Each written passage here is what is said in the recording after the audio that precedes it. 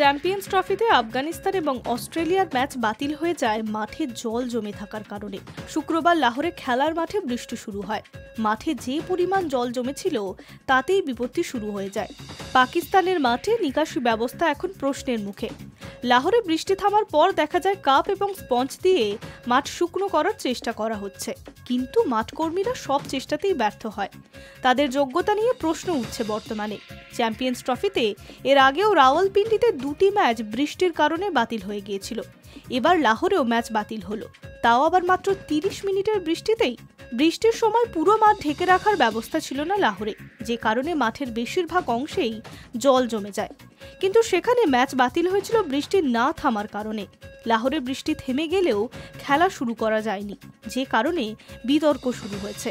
Match ভেস্তে যাওয়ায় সেমিফাইনালে উঠে গিয়েছে অস্ট্রেলিয়া, কিন্তু ঝুলে রয়েছে আফগানিস্তানের ভাগ্য। এই বিষয়কে কেন্দ্র করেই লাহোরের মাঠে নিকাশি ব্যবস্থা নিয়ে কাঠগড়ায় পাকিস্তান।